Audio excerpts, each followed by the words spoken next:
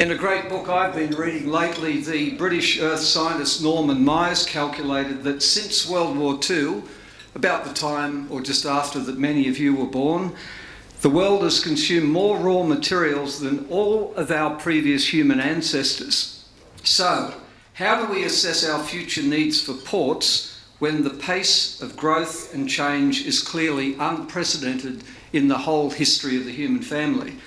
To tackle that and the Australian challenges, please welcome the Chief Operating Officer of Rio Tinto Pilbara Supply Chain Iron Ore, Mr. Clayton Walker. Excellent. Well, it's good to be with you this afternoon. Hopefully I can make up a little bit of time.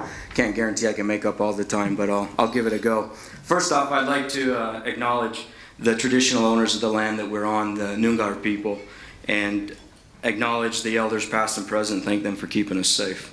So what I was going to talk today is I was asked to give the perspective from a customer on what the ports need and that. So I, of course, called the team up in Dampier and asked them, well, what do you want? And they came back with a list a mile long. So I said, well, that's probably not going to fly. So what I thought we'd do is start off first with, hey, how did we get here? And then once we can talk about that, we can talk about our current state and maybe what the future state might look like. As we did that, I went back, let's see, is that coming up there yet? Okay, excellent. So I think as we started, it started back in 1966 with Hammersley Iron building the mine at Tom Price, the town, the railroad, and the port as well. And it all began there, and I think from there, it just kept growing. So in 1972, you had Dampier Salt open up their operations with the salt flats and the Mystery Island, or Mistaken Island port. We had the Cliffs Rogue River adventure with the mine, Panawanica, Wickham Town, as well as the Port of Cape Lambert. And then we had Parapadu come online. And I think the reason this all worked is it wasn't just that they had to build a port to get their product out. They had to build the town. They had to supply the water, the electricity, the goods to keep everyone going. And these ports became the actual hub of keeping everything going. So as we progressed, through times, pretty soon we started to see more people show up. And if I get that right, get my page in front of me. So in 1984, the Northwestern Shelf Partners began with Woodside. We saw that come online. Then in 1989, we saw the Dampier Port Authority formed and began to operate there. From there, we saw in 1992, Mermaid Marine get their slipway. 2005, we saw the fertilizers come into the port, and then in 2008, Woodside opened up Pluto. And the reason I brought these up, and I went through that history pretty fast because I reckon all you Australians know the history better than I do, about how the Pilbara was formed.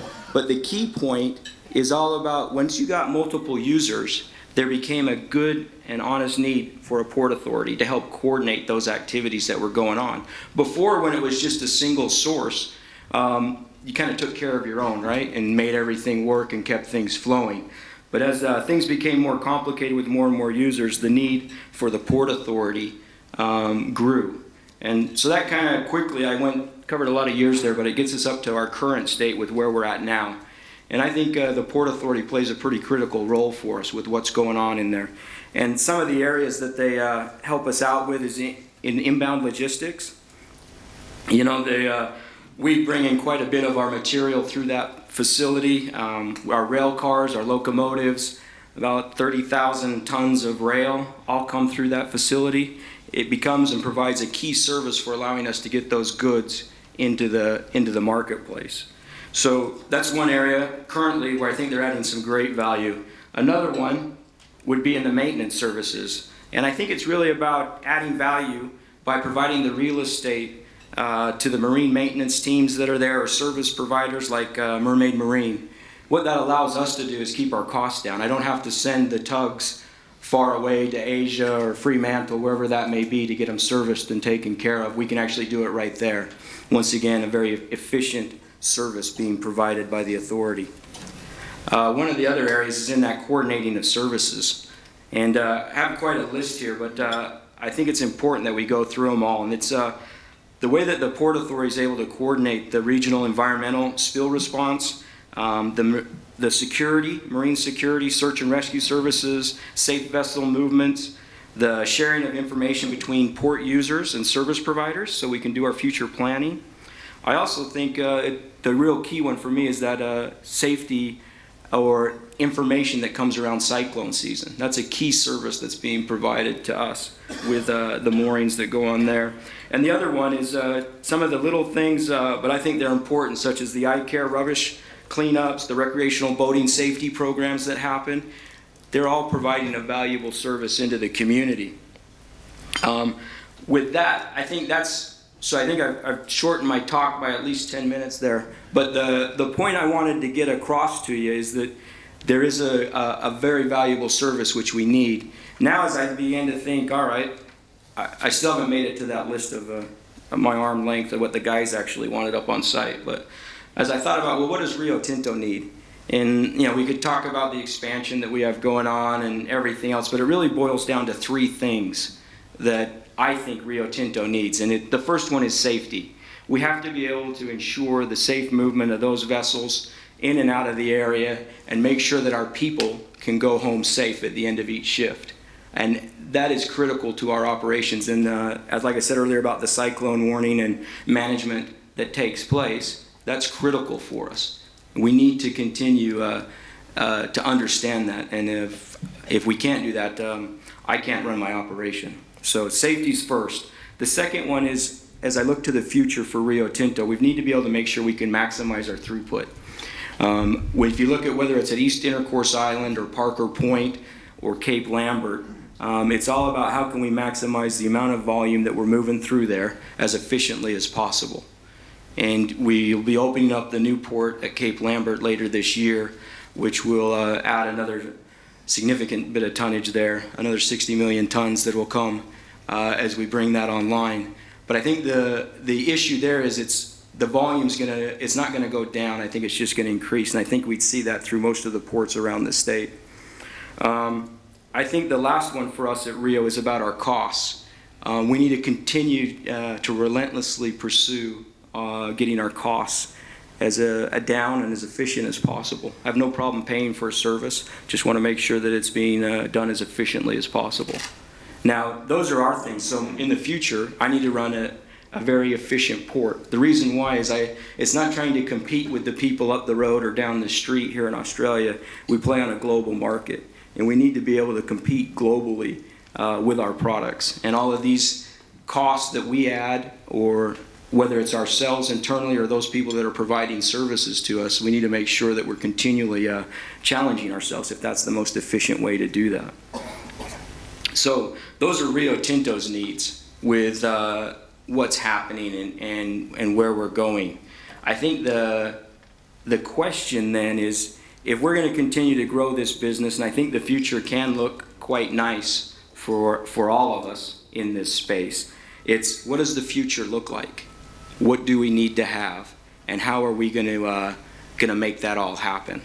So I went back to that list that my team gave me that was a mile long and started crossing things off. It'd be nice to have this set of lights, and we should be able to call this hotline number and all those things. And I tried to break it down to say, what do we really need to run our operations into the future? And I think I came up with 4 things that I thought were important in order to run an efficient port.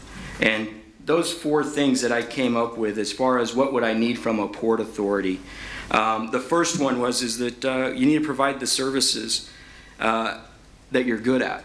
And so what is that? For me, that's providing inbound and outbound freight logistics. It's about providing land close to the ports for service providers to the marine industry so that they can perform those services.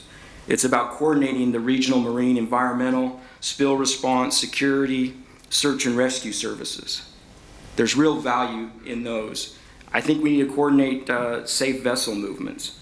We need to ensure safety of cyclone warnings and any other warning systems we can put in to better prepare those people that are in that area to manage. I think as we look at that, it's also about getting the community involved. People live up there so they can enjoy that aspect. The iRubbish programs, the boat safety programs, any of those will continue to play as we educate people about the movements of ships and how that works, continue to pay benefits down the road. Those are the services that I think we're going to continue to need if Rio Tinto is going to be successful, is what we look for through the company. So one, we've got to do that. The second one is we've got to continue to, I would challenge the authority to look for ways to keep their costs down, continually challenge and say, how do I provide those services as efficiently as possible? Not only you, but all of us get into a rut where we're doing pretty good, people are happy with our service, and I think that sometimes allows our costs to creep up. And what we need to do is make sure we continually push that down. The third thing I think that needs to happen is that we need to allow private parties to come in and compete for the work that's there. And what I'd really highlight there is around things such as towage, pilotage, services of those natures where maybe a third party could actually provide it at a cheaper or more efficient manner that would allow all of us to benefit.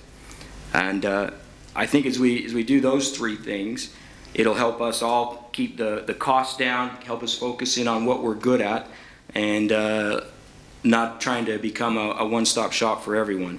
And I think the last thing that I would, of the four that I had on there, was all about we need to make sure that the port charges represent the cost of the services that are there. I think it's real important that the port authorities there, they're funded, they have the right amount of dollars needed to perform the service. But what we can't afford to have happen is that this becomes another form of tax and another revenue stream. As that happens, it once again just pushes us further away of being competitive on the global front in which we compete. So I'd encourage you to say, as you're looking at your future planning, you've got to keep that in mind and manage your business appropriately so that it is representative of those services that are being provided. So as I said before, if I can manage on my side and keep my costs in line, able to maximize my throughput and keep my people safe, I'm confident we'll have a robust business model going forward. What I would ask the Port Authority to think about are those four things. How do you provide those services which are valued by your users as efficiently and effectively as possible? I challenge you to make sure your cost model is there. Let third parties come in and do some of those things. We can't be a one-shop stop for everything. And as we look at that, let those people that are experts at it be experts, and you focus in on what you're an expert at. And then the last one would be is not to let this port charge grow to a point where it's more than covering just the services provided. It actually becomes a form of another tax. And I think if we can do those things, all of us will benefit and we'll have a very rosy future going forward. So that was my talk. I think I almost cut it in half, so that's pretty good for me. I usually talk a bit more. But the one thing I would do is I've got to nick off to a couple meetings, so it looks like I saved myself about 3 minutes. If anybody wants to ask me a question, I'm happy to answer it before I have to leave. Clayton, let me ask you a question. The Minister, Troy Buswell, commented this morning that with this extraordinary growth in logistics and port development, there is a risk that unless the impact on society is planned more carefully, that there would be a point where the kickback politically would in fact affect the growth and the strategy no matter what. Traditionally, miners have said, well, that's government's work, but you've outlined a couple of things that you said you're working on, local programs, but is there more that miners should be doing to ease the social impact of quite incredible growth? I've seen it on Queensland ports, Northern Territory coast and in WA. Look, I think there's always work to be done, especially when it's your people and the community you're in. And I think you need to be a viable partner. So we sponsor a host of different programs up on site, whether it's sponsoring the Tidy Towns all the way to our Cracker Jack fishing tournament that the Port Authority is a great supporter of and helps us manage the boat safety. What we're doing there is by I'll just dwell on the Cracker Jack for a second. We get out there, it's really about getting kids out and going fishing and getting some bragging rights amongst our team. But we make everybody check on and off. It gives us an opportunity to build that safety message about when you're out and operating, you can do that. Those are the type of programs that I think we need to support so the community actually becomes smarter, more knowledgeable about how to interface with the marine environment. And as we do that, I think we all win. Would you thank Clayton, please, and also the sponsor, OMC International, of this segment today?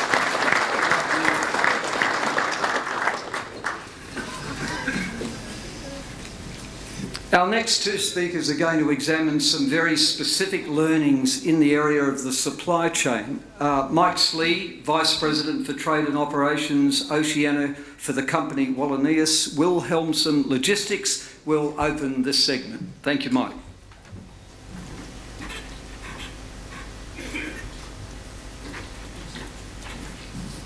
Thanks, Jeff, and it is a tongue twister. We call it WWL. It's a lot simpler that way. But thank you, ladies and gentlemen, and it's always fun straight after lunch to get in front of a group like this. I'll do as well as I possibly can. I'm afraid I won't be able to bring it back quite as aggressively as Clayton did, but we'll give it a crack anyway. But I'd also like to thank Ports WA and our hosts, Dampier Port Authority, and sponsors for the opportunity to present to this group. First, I'd like to, hopefully we've got it all here. Firstly, I'd like to introduce, if I can, WWL, so those of you who don't know much about the company have some insight into what we're all about. I think we're pretty well known in the capital city ports in the south, but far less so in the north. I guess our only claim to fame in the north is more about our rescues of refugees historically, and that's always been an interesting topic of discussion in various parts of the industry and government.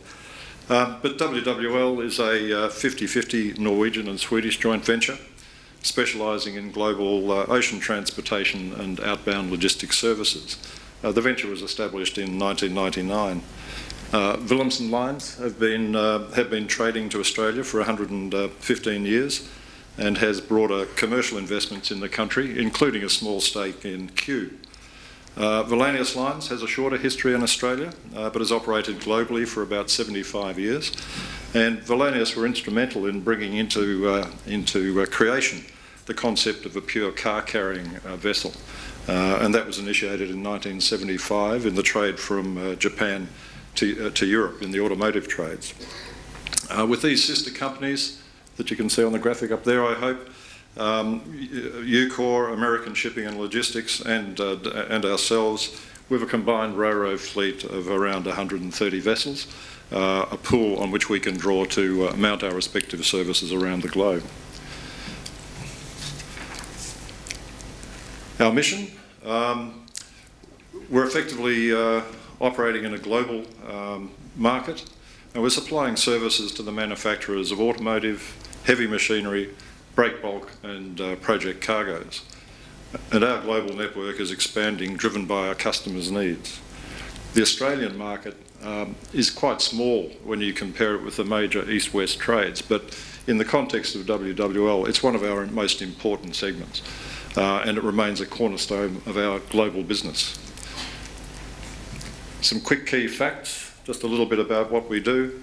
And I won't dwell on this in any detail, but in 2012 we moved about 5 million units of auto, rolling equipment, break bulk across our vessel network, nearly 2 million of those in the ocean transportation system alone.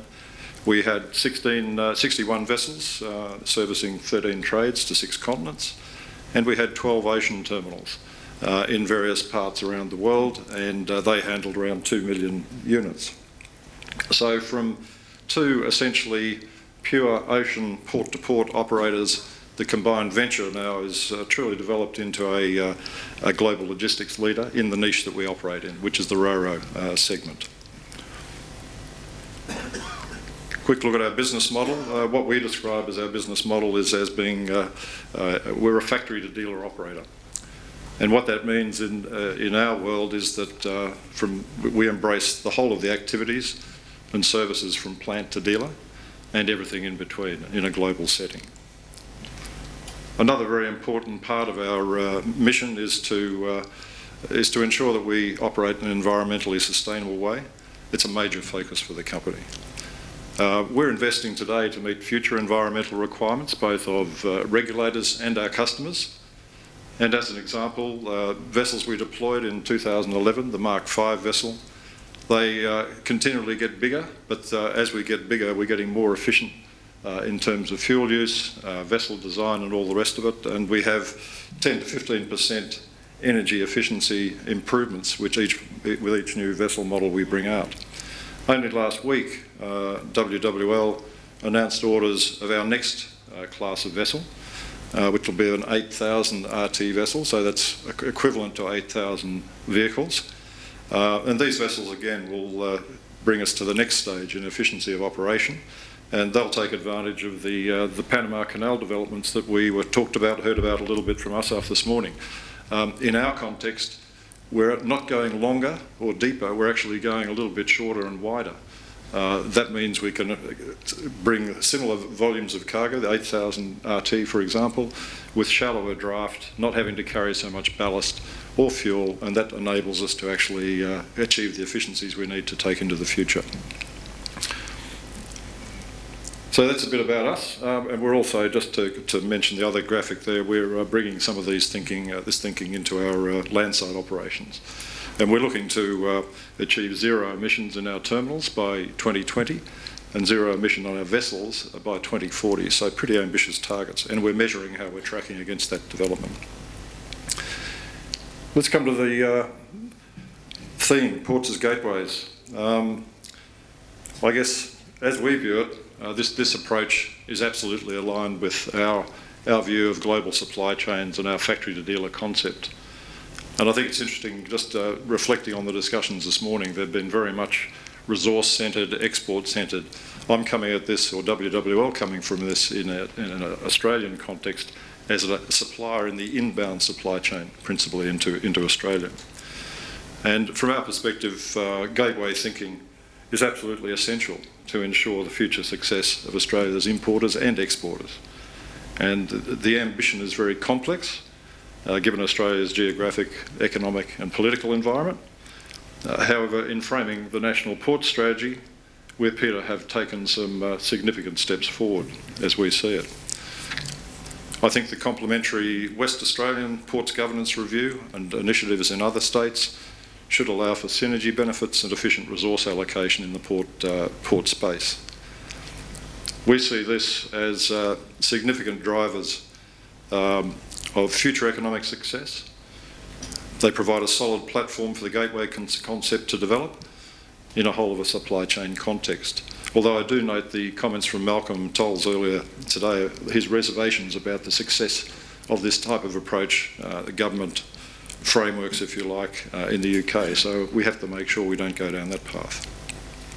I guess in a West Australian context, the ports here, the consolidated ports, will need to remain focused on their trade facilitation role. They will also need to remain agile and embrace the integrated planning frameworks envisaged in the respective government strategies. I'm not sure whether you can see the whole of the slide there, so I'm not sure where we are. We've gone a little bit too far. From a WWL perspective, I guess, while recognising the importance of the ports, after all, if there's no port, there's no trade, the central concern for all of us should be that the cargo interests that drive Australia's trade, both exporters and importers, and the communities that benefit from that trade. These interests are the ultimate users of the ports and our services. Their success or failure will drive port success and development, as well as that of other stakeholders in the supply chains.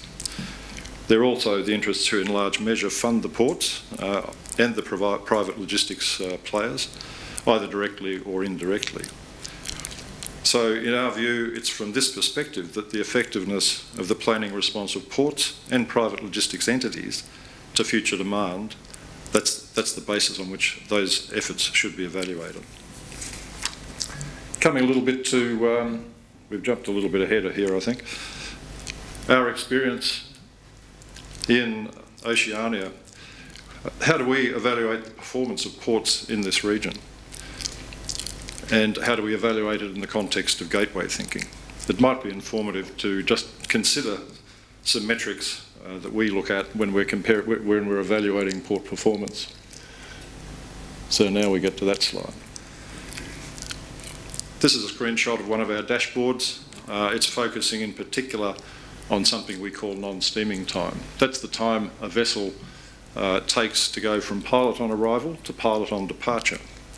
We also measure in detail speed, performance, vessel utilisation, scheduled performance, etc. When we look at port performance in Australia, and it may be a bit difficult to see, but in those highlighted numbers at the bottom, once we get a vessel alongside a wharf or terminal, it's actually a pretty good story. And what that metric shows, you may not be able to see it, that the non-productive time while our vessels are alongside Australian ports is very low. It's comparable with Japan. The ships come in, once they're alongside, they're working efficiently, and they're getting out of the ports pretty quickly. But unfortunately, what it doesn't capture is the delays before the vessel enters the port and the pilot comes on board. And in this area, performance in Australian ports can be problematic. Where are we there? Yep. So when we measure port performance in that pre-arrival setting, the problem, the challenges on the ground remain in a number of ports. In a number of ports served by WWL, capacity constraints continue to dog our efforts and to optimise customer supply chains in the factory to dealer space. In Brisbane we have berth congestion. In Port Kembla we have the challenge of not having adequate pilots to actually handle that type of vessels 24/7. And that's an industrial issue as much as it is a capacity issue. Melbourne, we have capacity and structural issues, but now we see the future development of Melbourne will address most of those concerns. We also have Fremantle, and Chris, you'll be pleased to see that you're downline on that particular metric.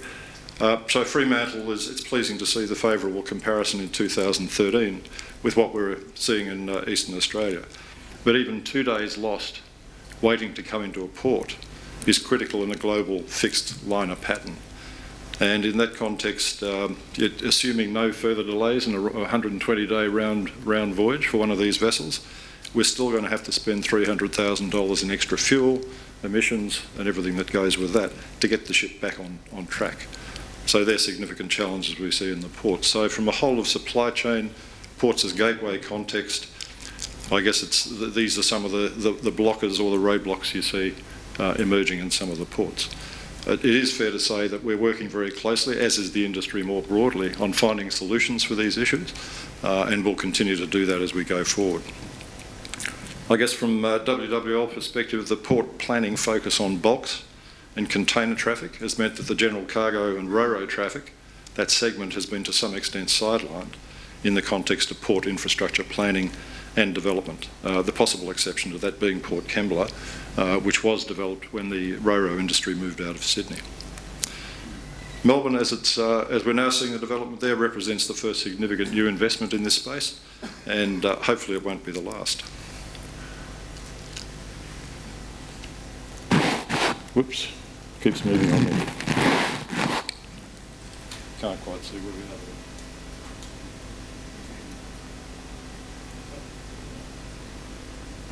Keeps moving. I'll move along anyway. Turning to WA ports more broadly, I think it's fair to say that no one could have predicted the huge boom in imports of machinery, general and break bulk cargo that we have seen into Fremantle in the last few years. And much of this cargo are inputs to the mining, oil and gas industry. It's a very important part of our cargo base. It has, however, been long acknowledged that capacity constraints in the inner harbour, where ro-ro and general cargo vessels are handled, needed to be addressed. There are, of course, challenges in addressing that in a constrained port environment. Also, there's different type of vessels using similar berths or the same berths, different cargo interests involved, and to some extent a lack of interest or willingness evidenced by cargo interests in Fremantle to actually apply gateway thinking, whole of supply chain thinking, if you like, to resolving problems. And one of the challenges there is delivery off wharf out of normal working hours. So that can be a constraint. So as I say, we continue to focus on this issue, and we'll continue to work with Fremantle Port Authority in finding longer term sustainable solutions to drive efficiency in the port. North West Australia, this is where it's getting interesting. This is new territory for WWL in the sense that we're increasingly seeing our customers look for efficiencies and cost down, and that has highlighted for us some supply chain optimisation potential. In responding to some of these challenges, we've evaluated options to call in Northern Australia broadly, both east and west, and only 2 ports, Gladstone and Darwin, can cater for our current vessels. So clearly there are some constraints on us meeting our customers' requirements. Understandable given our own traditional focus, but also the fragmented local port planning process that has applied in the country up to now. It remains our ambition, along with other operators in the general cargo and project space, to leverage the current focus on capacity in the north to correct that infrastructure gap. A really quick desk study that we did looking at Roy Hill, and without going into the detail, we reckon that if, for example, WWL vessels were to call on a regular basis in Dampier, bringing equipment coming into the Pilbara, Roy Hill being a case in point, that some $30 million in road haulage costs and other costs associated with movements out of Fremantle could be saved. If that's just one, that's over the life cycle of the mine. If that's the same for one, then look at the whole of the broad industry up in the Pilbara. What are the potential savings there? Pretty important when we're looking at competitiveness of Australian exports going forward. I won't dwell on this, it's just simply a demand scenario, and it just shows very strong development going forward, still expected in the area of infrastructure in the north more generally. Finally, in conclusion, we, WWL, certainly support the gateway concept. It can be a step change in the way Australian ports plan for the future and attract investment, both public and private. If the ports can provide the basics, and we've heard some elements of that from Steve early in the day, and promote attractive commercial terms to private investors, we think the ambitions of the gateway can be realised. In the north, we want to look at outside-of-the-box solutions, very high cost of developments in the north when you compare it with the south in these more remote areas. We need low-cost solutions and innovative solutions to attract liner-type business into the region. One other quick reflection, I think we've highlighted some costs coming through the system inbound in southern ports. When you look at the general cargo vessels waiting off Dampier and Headland for anything up to 8 or 10 days, that cost has to go somewhere as well.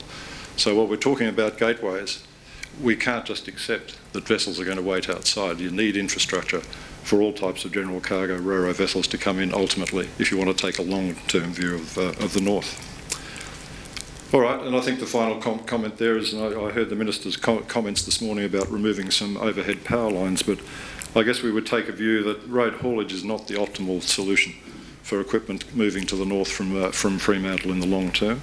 And we would certainly advocate for improved coastal and international traffic into that area as a way of environmentally sustainably moving equipment into those demand areas. And we look forward to working with the port authorities in the future to develop some of those opportunities. So thank you very much.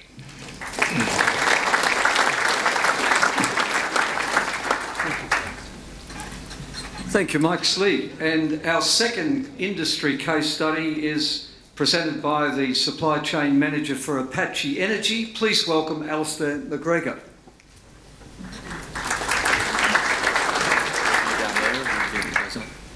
Thank you, Jeff.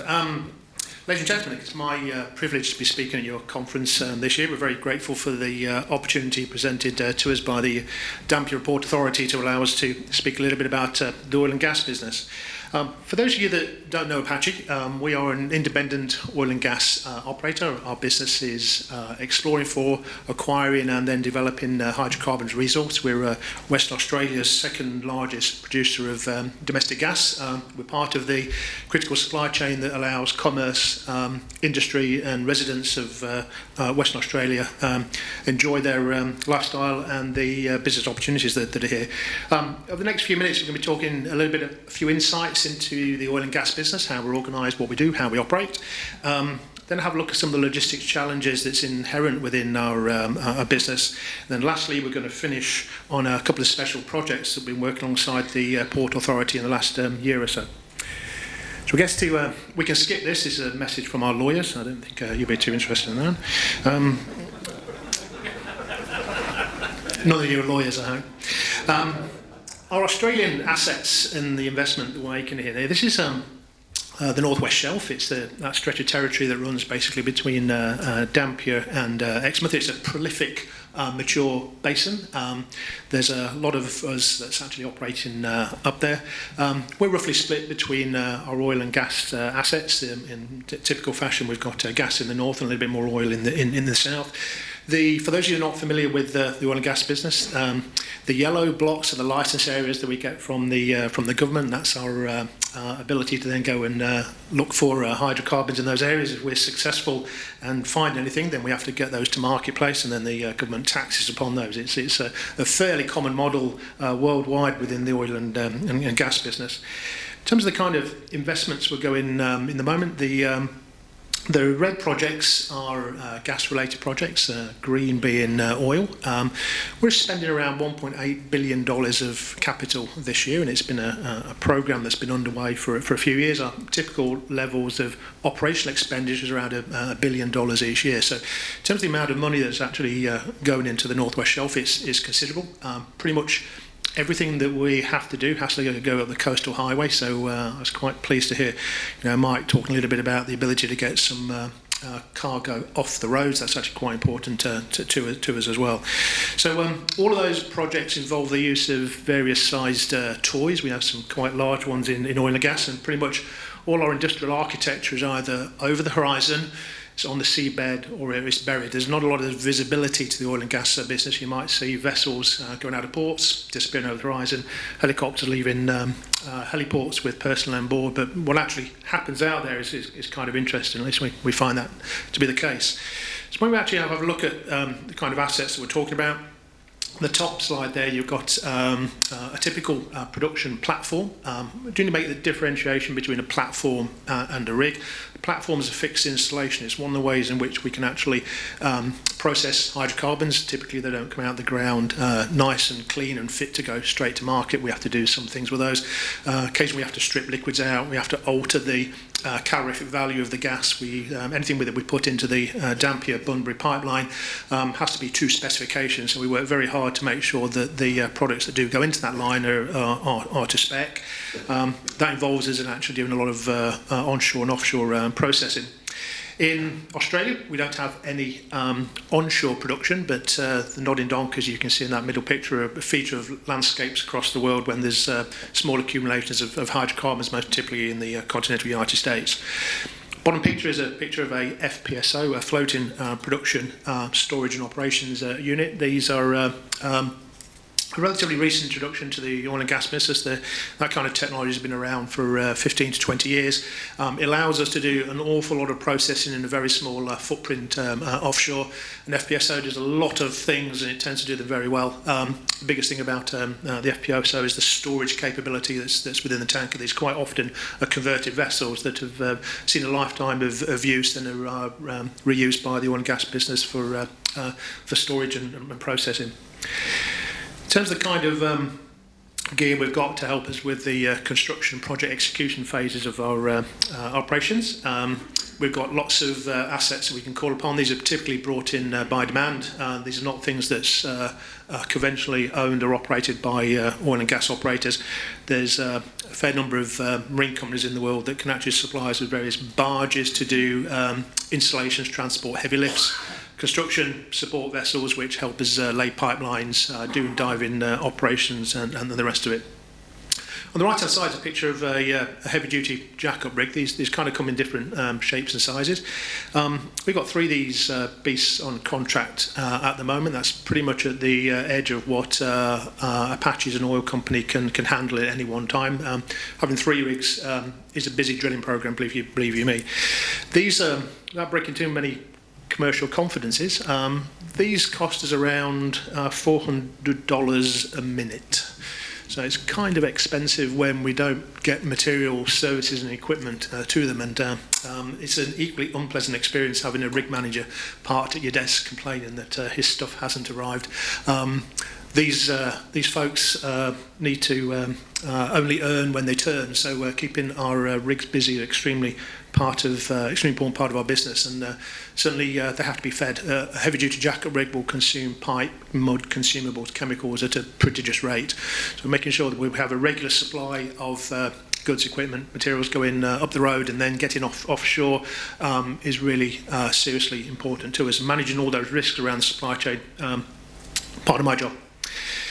In the operational world, here's some of our facilities that's dotted over the horizon. We do lots of crew changes here, so aviation's important to us, and I'll come on to talk about aviation in a moment or two. Particularly gives a little snapshot. This is Varanus Island. Varanus Island is a gas hub. It actually is collecting gas through pipeline networks, processing them, then sending the products onshore. Doing stuff on land's a lot cheaper for us. We can actually be a bit more expansive on the plant. FPSO is extremely cluttered, difficult to maintain. We do have to get them into port on a frequent basis to recertify them and make sure that all is well. It's a little bit easier to work on land. Hence the developments on Varanus Island. We've had that facility for quite some time. Here's the Niglu Vision FPSO. So that will be going into Singapore in a few months' time for a major refit and a recertification of the vessel. You probably see there's actually quite a lot of pipe work that's in there. We do put a lot of stuff on the footprint there. Then lastly, Devil Creek. So Devil Creek's a new gas plant for us. It was commissioned early last year. It's one of the I think the newest onshore facility that Western Australia has seen for some considerable time. So it actually gives us a land presence, to do some smart things around supply bases at the moment. As I was speaking a moment or two, we've got around 60,000 square metres of storage under contract in Dampier to hold all our inventory. And there's a considerable amount of inventory that goes up the highway. In terms of some of the supply chain management delivery challenges that we get, we've got around 63,000 individual user requests for stuff that we have to handle each year. And you'll be pleased to know we're not going to dive into any of these processes, but we keep on repeating this stuff. So we have to acquire all the spares, the consumables, water, food, valves, pipe fittings, stud bolts, flanges, gaskets, equipment. There are near several thousand line items of stuff that we either have to hold very close to our facilities or have them in the pipeline to actually get up there. All this stuff is pretty much done in Perth. We have a team of buyers and contracts engineers that help us do that. But there's a kind of challenge that we have of actually getting that stuff to the point of need, which is inconveniently located, typically several dozen kilometres offshore. So the role of logistics in this is absolutely critical. So I'll take a quick look at some of those logistics challenges. I guess the first big one, we've got around 1,700 active suppliers, supplying an average, just for our operation needs, around $1 billion Australian dollars worth of goods, service and equipment each year. They go into a Welshpool freight forwarding centre. One of our major contractors is Toll, and we use their facilities in Welshpool. All that stuff goes up the road, where we're moving around 80 trailers each month. We've moved 40,000 tonnes of freight through the Toll contract in the last 18 months. So there's some scale to this activity. Up in Dampier, we've got around $200 million worth of equipment to hand, ready for our drilling programs typically, plus operational support as well. And that's stored in several areas in and around the Burrup Peninsula. Then there's daily marine and aviation transports out to those facilities to get all the stuff that the guys need out there. What we get in return? Well, the quid pro quo is the state gets around 35% of its gas needs coming down the Dampier to Bunbury pipeline each year. So security of supply is extremely important to us. We don't want to do anything to disrupt that. It's a painful experience when you can't get enough product down those pipelines. So making sure that our suppliers appreciate the need to do that and to make sure we've got robust supply chains that don't give us any risk is clearly paramount importance. Here's some of the land transport we use. I guess you're familiar with some of the trucking arrangements. As I said before, lots of cargoes come on the road, 40,000 tonnes in the last 18 months. In terms of the actual Dampier archipelago itself. Let's flick through to that. Here's what we've got in Dampier. There's a variety of supply bases. We've got 11 of those scattered around the archipelago. Materials in 11 yards. The main facility is located in close proximity to the port itself. So these are the supply bases. They're the places that we hold pipe, conductor, tubing, bottom hole assemblies, mud, chemicals, completion equipment, sparing for pumps, compressors, turbines, all the stuff that a typical oil and gas facility needs, and typical stuff that a drill rig needs to consume from time to time. In terms of aviation, we've got around 30,000 passenger movements each year. We're contracted to Bristow's. It's another important part of our business. These are quite expensive taxis. We tend to fly from a couple of airports, Carmarthen and Learmonth. Oil supported out of Learmonth, and we've got a couple of helicopters based there. The majority of the fleet's up in Carmarthen. We do some logistics flight sharing with some other operators, so we kind of create bus routes to help us keep our costs manageable. There's some inconvenience that goes with bus routes, but it's a far cheaper solution for us, and we have to accept that inconvenience to keep operating costs low. We spend a lot of money on helicopters. It's really quite an expensive way to move people around. There is some marginal freight that we put on choppers as well when we have to. They're not great freight carrying beasts, and they can compromise very quickly your loading capability with people, and getting people out to the facilities and back again. It's kind of important as well, because we need to make sure those crew changes are done properly. These guys are working in quite harsh environments. It's quite important to get them out there and then get them back to their families as soon as possible. So let's have a quick look at some of the things that we're doing actually in and around Dampier and the wharf. And I guess possibly the obvious thing is, like any other port at the moment, Dampier is extremely busy. What we're seeing is that as our primary access point, this is our gateway to the to our offshore facilities. The harbour's busy, lots of projected growth and demand. Oil companies are extremely active in their drilling programmes at the moment. And one of the things we've found over the last year or so is operators, even with dedicated facilities, spilling out to use the general cargo wharf. We at the moment don't have our own facility. We're a client of the Port Authority and the use of the DCW. So we can see the logistics business risks increasing exponentially, and of course the cost of those of failure in the supply chain means that we incur all those drilling costs that I mentioned earlier. So DPA, to its credit, I think, has recognised those business challenges extremely early. They allowed us to participate along with another few enterprises in an open competition to contribute to the development of an additional facility in the port. And we've gone through a really smart competitive bid, which followed an open expression of interest competition. That's allowed us to acquire a license, 10-year license from the DPA to develop a floating deck. So this is a project that we're deeply involved in at the moment. We're doing the preliminary engineering for that, and we have to submit the final design to the DPA very shortly. This is a guided pile barge. We've already acquired the barge. It's a fairly substantial one, 35 metres by 100 metres. It allows platform supply vessels to be offloaded, increases capacity very, very quickly in the port itself, and actually positions us to eliminate that major risk that we had in disruption of our particular supply chains. I think I should round it off to have a quick look at the design of the deck itself. It's got quick release couplings, allows us to deal with cyclonic events extremely rapidly. That's a picture of the barge itself. We acquired it in Singapore. We're bringing it to Australian waters. Hopefully very shortly. It needs to be upgraded, some mods done to it, and then it will be fitted. We have to get it in place within 18 months of the start of the licence period, which was January this year. So we're working very hard to get this on. It's a testament, I think, to the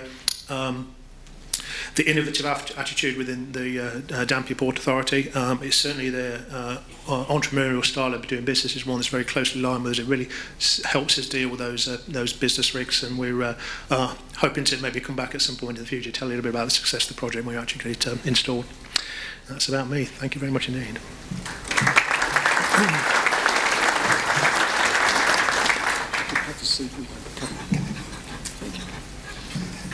Thank you very much, Alistair. A thread throughout the day has been this claim that ports can do better, add value, look longer and further through that gateway both ways, but we haven't yet come to the innovations that might make that possible. So the next speaker addresses the vision of combining that gateway thinking with Smarter Planet. Would you please welcome John Maley, who is the Global Freight and Logistics Leader with IBM.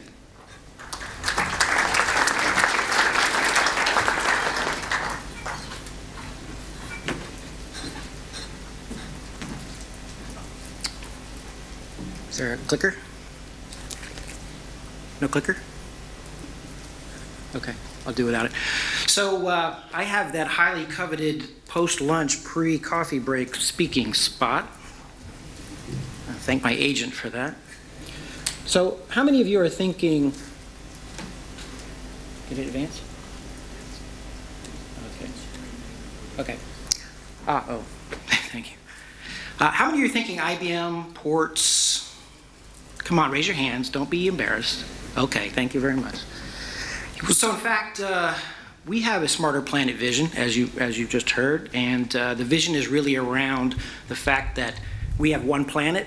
It's got to last us. It's our charge to take care of that planet, to be as efficient and as effective in using and living on this planet. And I'm going to talk to you today about how that translates to transportation and specifically to ports and to terminals. I think we would all agree that transportation is the circulatory system of our global economy. Though many people outside of this room take it for granted, every day the world relies on a complex network of transportation systems to move products that sustain civilization. Airplanes, trains, ships, and trucks navigate a myriad of routes to reach their destinations. Virtually every tangible good, food, clothing, medicine, fuel, electronics, has been transported into our world from somewhere else. And sitting at the linchpin position, well, we feel that it's the ports and the terminals. Ports and terminals facilitate the full range of economic commerce. And as we consider the future of our ports and terminals and all associated transportation systems, we find ourselves at a crossroads. The drivers of change that have put us at this crossroads are obvious. Globalization, population growth, and rampant urbanization are conspiring to virtually overwhelm transportation systems around the world, many of which were built to accommodate a fraction of their current load. Over the last 50 years, international trade in manufactured goods grew at a 100-fold pace. In 1950, there were 83 cities of 1 million people or more. Today, there are 476, and more than half the world's population lives in these urban areas. And demands on the world's transportation infrastructure are expected to increase at double the rate of population growth. So the need for progress is clear. Current transportation systems, is that painting down? I can't see. Okay. Current transportation systems experience both congestion and underutilization because demand is not accurately predicted, capacity is poorly managed, and loads are not balanced. This wastes money and time and degrades service. Transportation providers need deeper insights and predictive models for demand throughout the network. We can also no doubt agree that freight transportation customers feel empowered and use that empowerment to their advantage. This behavior will only become more challenging to deal with as time goes by. Similarly, the inefficiencies of today's transportation systems can translate into deteriorating service and excess costs. Transportation systems are tremendously asset intensive and use large amounts of energy and can therefore have huge negative environmental impacts. And in our post 9/11 world, certainly we cannot turn a blind eye to overall safety and security of the transportation network. On a positive note, we have seen advances and improvements in a variety of key areas in the transportation ecosystem, from road traffic reduction to improved fuel efficiency, to reduced greenhouse gas emissions, to more reliable asset availability. Progress is being made. But we know that there is more work to be done. These drivers of change and industry challenges will continue to increase over time, requiring an even greater response in order to meet demand. For example, it's estimated that in the next 20 years, up to $30 trillion will be spent on transportation infrastructure alone. And emerging economies are heavily investing in transportation to serve the needs of their swelling populations and to support economic development. But we're going to need more than just new infrastructure to solve these problems. We're going to need new intelligence and insight. We're going to need greater connectivity and transparency. And we're going to need improved customer service. By marrying technology with operations and customer service, we can collect and analyze historic and real-time data about how our transportation networks are used and how our customers behave. We can use analytics to predict demand and balance capacity within and throughout the various modes of transport. We can model future demand, capacity, cost, and their impacts.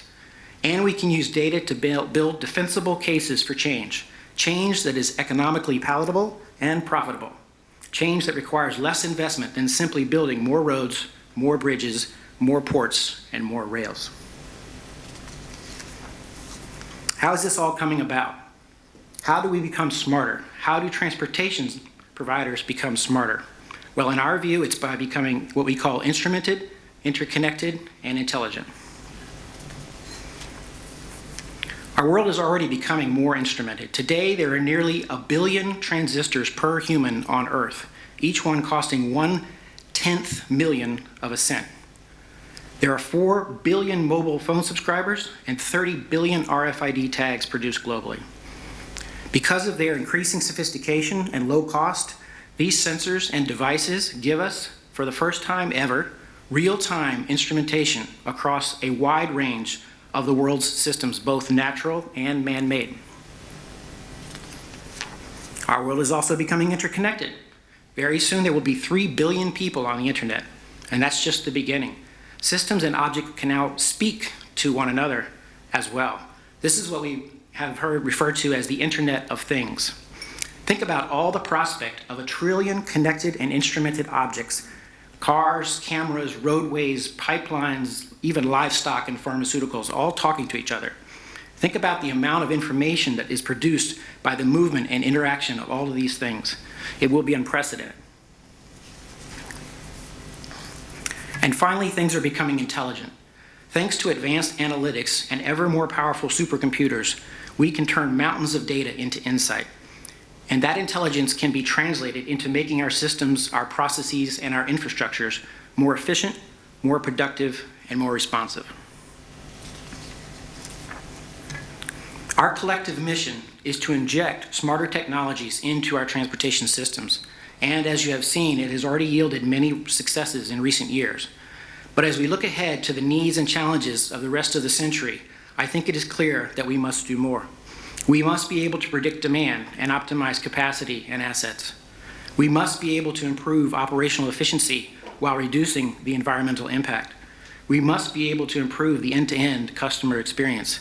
And last, but certainly not least, we must be able to assure safety and security. Transportation providers need deeper insights and predictive models for demand throughout the network. Some are already collecting and analyzing historic and real-time data from digital devices to see patterns based on recurring factors. The sources of this information include sensors on vehicles and infrastructure, video monitoring, GPS data, mobile phone signals, satellite images, and more. This is the Port of Singapore Authority. It's one of the world's largest container transshipment hubs. It links shippers to a network of over 200 shipping lines with connection to 600 ports in 123 countries. Management of such a large transshipment port is daunting. Planners used to work around the clock using spreadsheets to ensure that the transshipped containers were available at the time that they were needed for their respective outbound vessels. By moving to an intelligent yard planning module that reads the inbound vessel manifest and matches it with the outbound vessel manifest, the port can now produce a yard plan in less than 30 minutes. Pretty significant change. In a smarter transportation system, freight customers are empowered with information and tools to determine for themselves the best way to move from origin to destination across all modes of transportation, with due consideration given to cost, time, convenience, and environmental impact. These tools can also simplify supply chain planning, pricing and execution for freight customers, provide information about alternate routes and schedules, and even enable real-time alerts. Another large terminal operator leverages operational data to drive service delivery failure prevention. They are able to capture and analyze large quantities of operational data and pull out the service exceptions, which thus allows them to take action before service delivery occurs, thus managing their operations by exception rather than by the rule. Smarter systems can also optimize existing assets and infrastructure, minimizing the need for increased investment. They save money and time by knowing the location, status, and availability of all equipment and assets. They can shift from scheduled to predictive maintenance, which improves uptime and equipment life. Likewise, energy use, carbon emissions, and costs can be reduced by monitoring assets in real time. At another port, the operator wanted to find a way to improve maintenance performance, increase efficiency, and reduce operating costs of their terminal assets. Through the use of mathematical algorithms, which were applied to the equipment usage logs, which were read out of the enterprise asset management solution that they used, they were able to better predict and prevent asset failure before it occurred. At last count, the company is performing 10% more preventative maintenance and suffering from 20% fewer actual breakdowns. And paramount to the success and reputation of any transportation system is safety and security, which absolutely cannot be compromised. Fortunately, a smarter system can improve safety and security even as costs are reduced. Video cameras can constantly scan rail lines, ports, and roadways, while analytic tools are used against that video feed to identify risks. Also, a smarter transportation system can improve security by detecting and evaluating threats through an analysis of operator information, electronic surveillance, and even biometric identification, and by ensuring that cargo data is only accessible to authorized personnel. A large U.S. rail company uses a solution like this that employs digital video cameras to check for personnel that are either in restricted areas without proper clearance or are in areas where there is a potential for an accident to occur. Such a case is especially relevant during heavy lift operations at many port facilities around the world, as an example.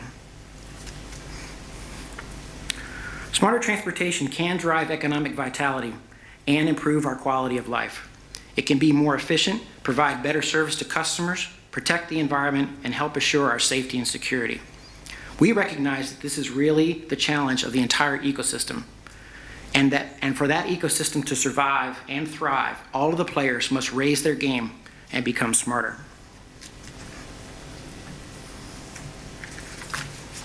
We won't have this opportunity forever, I think. I think one thing is clear, though. We agreed earlier, and it's been the resonance of many speakers, that the world will continue to become a more challenging place for transportation providers. We are quickly moving into the age of a globally integrated and intelligent economy, society, and planet. And we think the time is now to drive real progress for our planet. But it's going to take a collaborative effort. And who better to energize that effort than those of you who are here today? I thank you for your time and attention, and I hope that this was helpful.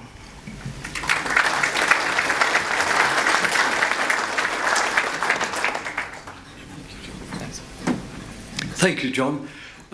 We're trying to keep some speakers moving to the flights to carry them to other parts of the country. A lot have made a real effort to join us today. And one of those that we're moving forward now is the CEO from the Shire of Roebourne, Chris Adams. Chris is going to share with us a presentation about the challenges of port development in the areas of social and community impact. So please welcome Chris Adams.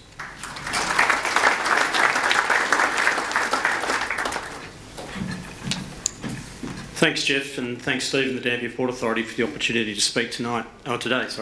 And also thanks for bringing me forward. I do have a plane to catch shortly.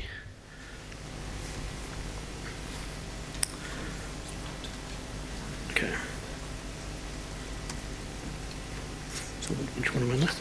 Okay, cool. Right, what I'm going to quickly go through today is a bit of a snapshot about what a brief history of the Shire of Roebourne, where it's come from, where we're at, and what the impacts from a social and economic perspective have been from a local perspective. Talk about some of the positives and the negatives and how I think we can do it better in the future. So, the Rio Tinto speaker spoke a bit about the history of the port, and you can see we've gone through various phases of development in the Pilbara. Places like Karratha and Port Hedland I don't consider to be mining towns, I consider them to be port towns and increasingly becoming port cities. There's a very big difference between a port town and a mining town. Mining towns come and go. Ports are there forever. So if you look back 40 years ago in the Pilbara, there were towns like Whitnoom, Goldsworthy. These towns don't exist anymore. Shay Gap doesn't exist anymore. In 40 years' time in the Pilbara, some of the towns that are there today probably won't exist. But the port towns will always be there because they are ports. There is no mine in Karratha. There is a significant port, and there's a big difference. Just in terms of the scale of development, the first iron ore left in about 1963 in the Pilbara. To go from 0 tonnes to 100 million tonnes of production took 30 years to build that capacity. To go from 100 million tonnes to 200 million tonnes took 12 years across the Pilbara. To go from 200 million tonnes to 300 million tonnes took 3 years. To go from 300 million tonnes to 400 million tonnes of capacity took 15 months. So what took 30 years to deliver from 1963 to 1993 it was delivered in 15 months. So there has truly been exponential growth over the last, well, it's been exponential for the last 30 years, but really over the last 5 to 10 years particularly. And where's it going? There's a huge number of projects that are being investigated in the Pilbara. They've all got question marks associated with them there now, but one of them will come off. I've been in the Pilbara long enough to know that there will be another growth period in the Pilbara, whether it's in 5 years or 10 years or 15 years, the Pilbara will go crazy again. So where we're at, the Shire of Roeburne's a fast-growing young community. Average age is only 32. West Australia it's 39. It's rich, people are employed, and it's a fun space to be. We've grown from a relatively small community to a population of 25,000 permanent residents and some 11,000 fly-in, fly-out residents in our community. But we're an odd community in that this graph here shows what we look like compared to the rest of West Australia. The grey is what West Australia looks like from a demographic profile. The red is what we look like. So we've got a huge number of under 12-year-olds. We have very few teenagers comparatively to West Australia. The teenagers leave town to go to school elsewhere. Huge number of people in that sort of 19 to 55-year-old age group, but very few people over 55 in the Pilbara. So we've got this odd demographic profile. We're not normal. And that's because of the rate of growth. I mean that in the nicest possible way, of course. I'm not speaking for myself there. There are a few Pilbara people in the room who know exactly what I mean. There's a lot going on. There's $95 billion worth of projects happening at the moment. And you can see the orange dots there are projects over $1 billion. And the Pilbara is where it's all at the moment. The markets are fairly bearish at the moment about what's going on. I guess despite what you're reading, the place isn't dead up there. Things are still going gangbusters, and we're still seeing huge amounts of growth and activity. I just noticed in the news wires that have just been sent through to me, the Anketel port today received federal government environmental approval. So that's another tick in the box heading down that path. So whether Anketel's 2 years or 10 years down the path, it now has state environmental approval, it has federal environmental approval, native title's moving down the path, planning for the port is well advanced, and just putting that into context, it's planning to be 200, 400 million tonne ports. It's a very, very significant development. And it was only 8 years ago when I was in Port Hedland that we were celebrating Port Hedland becoming the first port in Australia to ship out 100 million tonnes of production. Now 100 million tonnes, we look back at that and say, well, that's nothing. 8 years ago was the first port in Australia to do it. On top of it, we've got all the Australian gas resources where, of course, you've got the Browse Basin, the Carnarvon Basin and the like. And if you've got the Canning Basin, the onshore basin, which is holding nearly twice the onshore gas reserves. There's nearly twice the gas reserves onshore that there is offshore. So there's opportunities for the future, obviously, there. So there's a lot of activity been happening. There's been a huge amount of growth, but what's it mean for us locally as local residents? In our local community, our local gross domestic product has grown 67% in 5 years. So we've gone from about $11 billion of gross domestic product up to around $19 billion. Now, putting that into perspective, what's that mean? The Midwest's gross domestic product is $4.6 billion. So we're about 4 times the gross domestic product coming from the Shire of Roebourne, not the whole Pilbara. This is just one shire. 4 times compared to the whole of the Midwest region. There's some significant projects under construction still. I've just listed 3 there. There's $10 billion worth of construction just in those 3 projects. I didn't even mention the Varanus one, which was just spoken about, which is $1.8 billion and $1 billion of capital per year going on. On a local perspective, getting more and more local as we go, this is what's happened to our building approvals coming through the Shire. We used to do $200 million a year of building approvals. Only 10 years ago, we did $10 billion of building approvals. We did $731 million worth of building approvals last year. Slightly down this year, we're going to be around $700 million worth of building approvals. But it's still a very significant amount of building activity. It's not all about oil and gas and iron ore. There's a huge amount of other infrastructure being built. There's a $200 million hospital being built. We've got certain more accommodation projects for lower paid employees, $150 odd million going into undergrounding power. The Dampier to Karratha Road has been duplicated. We've got new schools being built. 28th of June, there's a new $65 million recreation centre opening up in Karratha. So there is a massive amount of investment coming in, primarily through state government, with some support from resource industry and local government. The Royalties for Regions Pilbara Cities program is investing $1.2 billion worth of government money into social infrastructure into the Pilbara over a 5-year period. It's fantastic. There's a lot happening in this space, but it's probably been, in hindsight, it needed to be there 3 or 4 years ago. We're getting the projects finished now that were probably needed when we were in peak construction 2 or 3 years back. So I guess from a positive perspective, what GFC? It just didn't happen in the Pilbara. It was a long weekend. From 2007 to 2008, when the world was falling apart, production in the Pilbara went up 22%. It has been economic prosperity ongoing. We haven't felt the global economic crisis. We haven't felt what the East Coast of Australia has been feeling. I know that when I'm over on the East Coast, it's a very much glass half empty feeling, or the glass is empty. We don't get that feeling in the Pilbara at all. Government industry partnerships are better. We work well with our industry partners. The private sector's on board now. We have private sector developers, property developers, we have people like the logistics companies setting up in the Pilbara, and it's becoming more than a one-trick pony.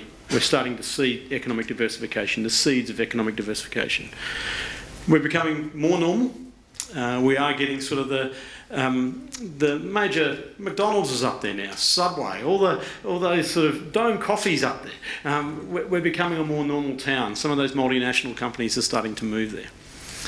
And the community, because it is growing, there is capacity growth, and we're turning from small country mining towns into regional port cities, and we're gaining momentum in its own right through that economic diversification. The negatives, well, we just weren't ready. No one was ready. State government, local government, community, no one was ready. So from an infrastructure perspective, you've probably seen some of the horror stories, or know of the horror stories. Rent's hitting $3,000 and $4,000 a week for a house. House prices $1 million a house. We're catching up, but we're still a long, long way away. Rents are still over $1,000 a week in both Karratha and Port Hedland, and it's just unaffordable for people to live there. Essential infrastructure, power, water and sewer wasn't ready. We've had to spend a huge amount of money upgrading that, working with all of our partners to do that, but we've been playing catch-up. Pleased to say we're at catch-up phase, and we're probably right for about 3 or 4 years, up to 2016, 2017, but if and when something goes crazy again, we need to be ahead of the curve next time round. And Shire infrastructure wasn't ready either. Our waste facilities that we had weren't up to speed. Our airport, we own and operate the Karratha Airport. We're now doing just under 1 million passengers a year. Now, there's only 25,000 people who live in the community, 1 million passengers a year. It's just 20,000 people a week go through the airport. 13 jets a day, 13 737 jets a day. We just clearly weren't ready for that, and we're now catching up. and the community, our facilities and services just weren't ready. I think some of the other negatives, the massive growth wasn't well integrated from a community perspective. Huge increase in FIFO, where we built satellite townships that weren't integrated well. Shift from 8-hour shifts to 12-hour shifts meant that there was a breakdown in the general community fabric. So very hard for Dad to be a footy coach if he's working 6 till 6, coaching his junior netball or junior football. So has been a real breakdown in that volunteerism in the community because of this huge growth. There has really become an entitlement mentality in the Pilbara where everyone expects everything to be given to them. Cash rich, time poor, and willing to pay for it but not willing to do it. So there has been a definite cultural shift. And there has been a loss of permanency where only 32% of our residents think they'll be there in 5 years' time.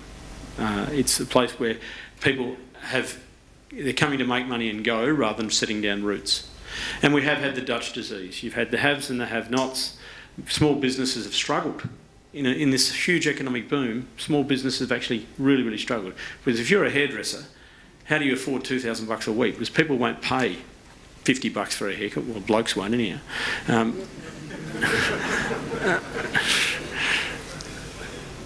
So how do we do things better? It is about integrated strategic planning. Steve said it well, it's about planning from not just within your port, it's outside of your port. We work really closely with the Dampier Port Authority and have a great relationship with them, but making sure that when things are being planned by resource industry, by ports, that's integrated well with the community. We're looking at what are the social and economic impacts of the growth. Not all growth projects are good for communities. They're sometimes good for the state or good for the nation, but they're not always good for the local community. Get the workforce planning numbers right, because that's critical in the process.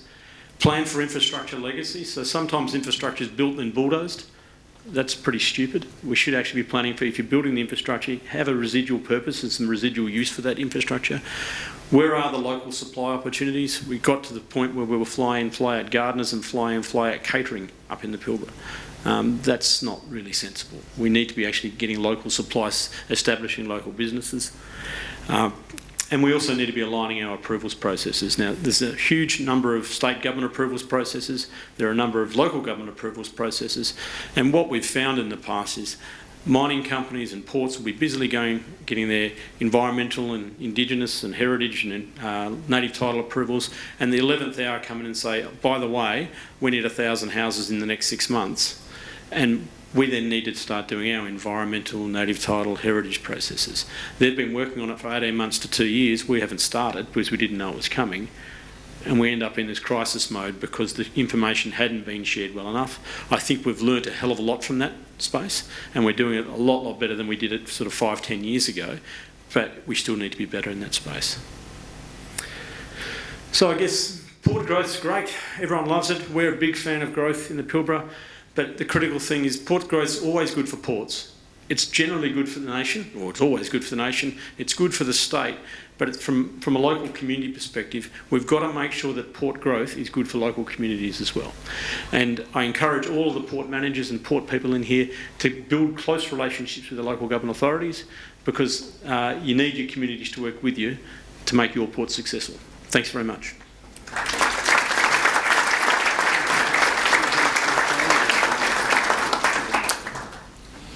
Thank you very much, Chris, and good luck catching that plane. Could we ask Mike Slee, Alistair McGregor and John Maley to come back up on stage, and we will have time before afternoon tea to take some of your questions quickly. Anyone with a question, if you could head for those microphones, it'll keep the conversation flowing.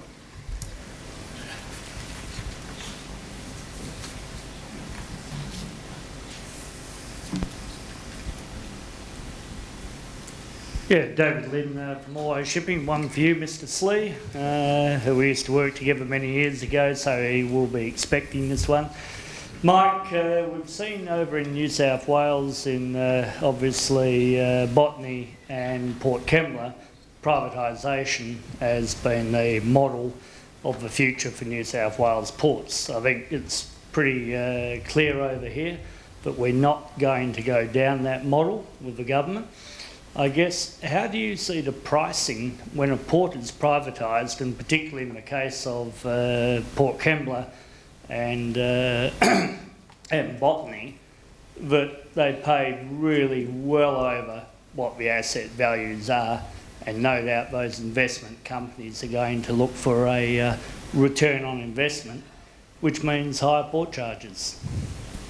Yeah, thanks, David. That's a very interesting, challenging question. I think our experience, certainly in New South Wales, is it's yet to come. The lease commences on the 1st of July, as I understand it. So I guess we can only draw on our experience from Brisbane, and there's no question that charges have increased in Brisbane.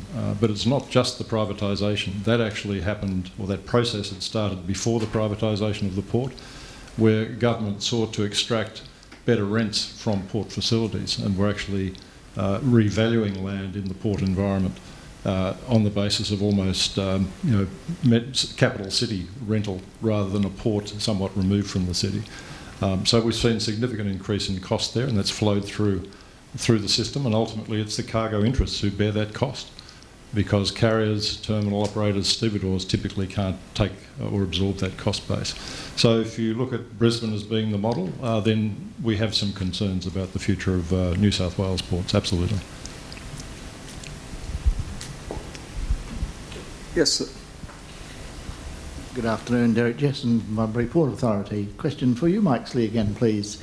A little bit interested in your statement there that on the onshore portion of your operation between now and 2040, you're looking to achieve zero emissions. I'm a bit interested in how you achieve that and what sort of technology you're using. Is that actually that you're not going to emit anything, or you're going to offset it with offsets, plant more trees, or what? How? Yeah, thanks for the question. There's clearly a number of elements we'll have to address. We're seeking to introduce, in the shore side, we're looking at simple use of things such as solar power to drive power in our processing activities. We're recycling water.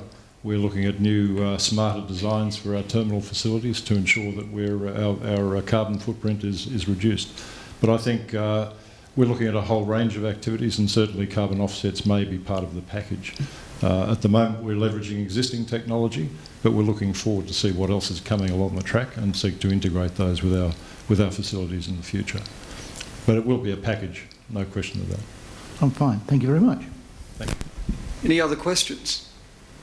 Could I ask you gentlemen to round out, as John Maley has left us, what did you make of his challenge, the IBN vision that the way ahead is really analytics? If you cast your eye over the West Australian ports, are the port authorities yet in that zone of smarter planet, or do we have a way to go? Well, perhaps I could just make an initial observation. I think the industry broadly, and certainly from a carrier's perspective, has some way to go. I think we find challenges in terms of our own activities, seeking to develop tracking capability, visibility in the supply chain. They can be high-cost investments, and it takes a lot of work to pull it all together. And then you have to have the integration with your customer base. So I think certainly from our observation, there's a lot more work to be done in this area, and I think we need to leverage the sort of technologies that John highlighted. Absolutely. Alistair? Thank you, Jeff. Yeah, I think I could probably add something to that. We've got a RFID pilot started at the end of this year, but it's adaptive technology. It's things that's actually been broken into in other business sectors. I think we've got a lot to learn from aviation, airline, distribution, and other places that's really kind of cracked this. So it shouldn't be that hard a challenge for us to actually take something that another sector has broken the back of and then adapt for our own purpose and our own design. There's quick things that you can do quite rapidly, because the business challenges and the same solutions are there off the shelf. It's a question of organisation and getting some energy around it. Any further questions or comments on our latest presentations? If not, let's break for a short afternoon tea break, and perhaps you could bring your tea and coffee back into the room fairly quickly. And in the final sessions today, we'll try and have a broader discussion of where we've headed and of the Gateway's vision. Could you please thank Alistair and Mike and John Maley.